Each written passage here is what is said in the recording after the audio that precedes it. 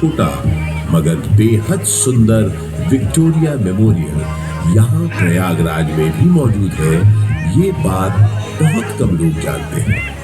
इसी पार्क के अंदर महारानी विक्टोरिया की याद में बनी सफेद संगमरमर की इस न्यू गोथिक शैली की छतरी या कैनोपी का निर्माण सन 1905 में हुआ था और इसी कैनोपी में उनकी 7.5 फुट ऊंची मूर्ति का अनावरण अगले साल 1906 में हुआ। आजकल वो मूर्ति लखनऊ म्यूजियम में रखी है। इसी विक्टोरिया मेमोरियल के बगल में अंग्रेजों ने एक बैंड स्टैंड भी बनवाया। उस जमाने में ब्रिटिश सरकार के ज्यादातर जलसे और दावतें इसी पार्क में हुआ करती थी। उन कार्यक्रमों के दौरान यहाँ पुलिस बैंड बजाने का रिवाज था। इस संगीत का आनंद अंग्रेजों के साथ साथ कुछ रईस और रसूखदार इलाहाबादी भी लेते थे।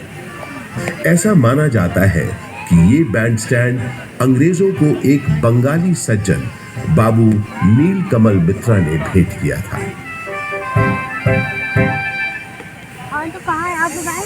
पंडित बृजमोहन व्यास और कुछ अन्य गणमान्य व्यक्तियों के प्रयासों से इलाहाबाद संग्रहालय की एक छोटे से स्तर पर शुरुआत सन 1931 में ही हो गई थी।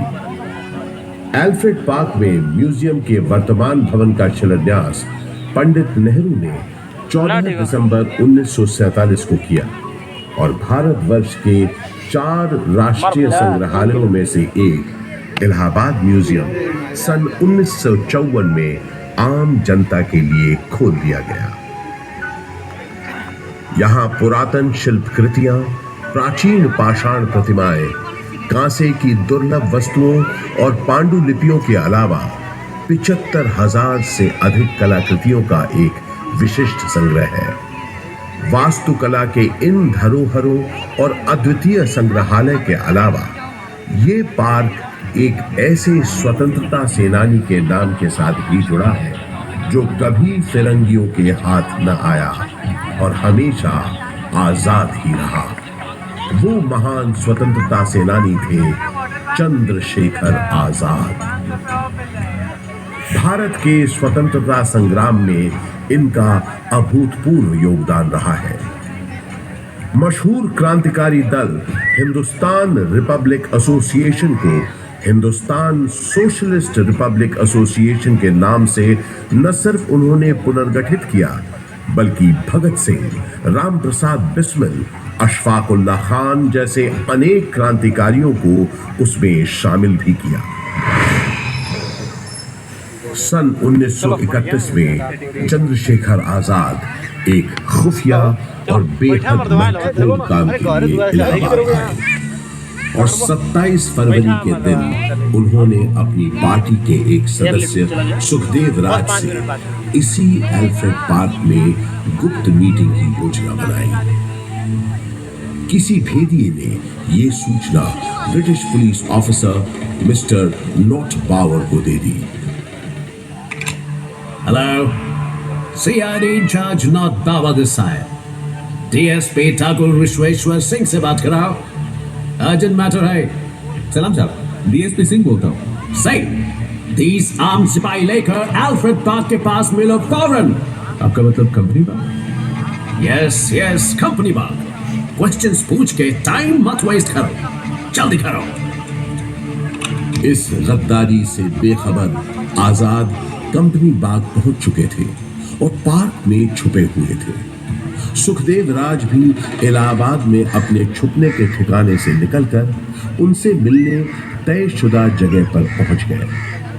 आजाद कहीं दिख नहीं रहे थे। सुखदेव ने उन्हें ढूंढना शुरू किया और आखिर वो दोनों मिल गए।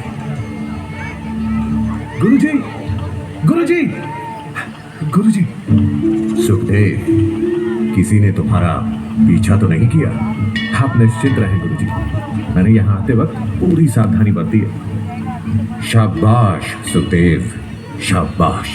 मैंने तुम्हें यहाँ बहुत जरूरी मंत्रणा के लिए बुलाया है। जी बताइए।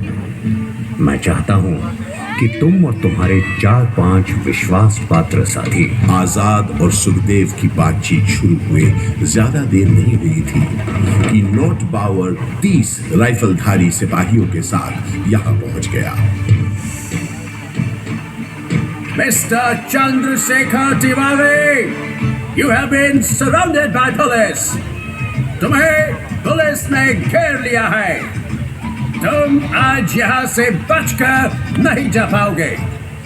Surrender yourself. सुखदेव, तुम निकलो फौरन। नहीं गुरुजी, मैं आपको अकेला छोड़कर नहीं जाऊंगा। बहस मत करो, जाओ, ये मेरा आदेश है, जाओ।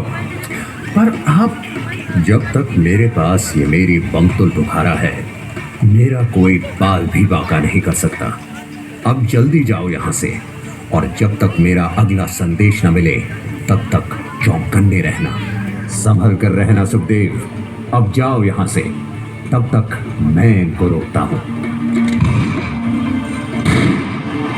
पल भर में नॉट पावर ने आजाद पर गोलियां बरसानी शुरू कर दी। आजाद यहीं बगल में जामुन के पेड़ के पीछे छुपे पुलिस का मुकाबला कर रहे थे। जख्मी होने के बावजूद उस दिन उनकी गोलियों से नॉट पावर और डीएसपी सिंह दोनों घायल हुए। आजाद के पास गिनती की गोलियां थी, जबकि पुलिस के पास न गोलियों की कमी थी न बंदूकों की। फिर भी आजाद उनसे अपने पास बची आखिरी गोली तक लोहा लेते रहे। आजाद ने प्रण लिया था कि वो हमेशा आजाद रहेंगे। उन्होंने अपना प्रण निभाया और वो हमेशा आजाद ही रहे। उन्होंने अपने पास बची आखिरी गोली से अपने प्राण न्योछावर कर अपनी प्यारी मातृभूमि के लिए आत्म बलिदान दे दिया।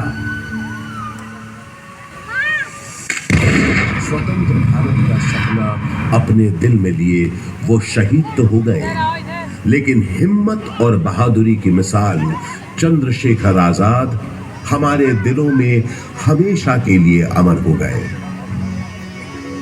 आज हमारा भारत देश एक स्वतंत्र देश है, तो उसका श्रेय शहीद आजम चंद्रशेखर आजाद जैसे लोगों के उत्सर्ग को, उनकी शहादत हो जाता है, जिन्होंने अपनी जान से भी ज्यादा प्यारी मातृभूमि के लिए हंसते हंसते अपने प्राणों की आहुति दे दी। आजाद अक्सर कहा करते थे, अंग्रेजों की गोलियों का हम सामना करेंगे। हम आजाद थे, आजाद हैं, आजाद ही रहेंगे।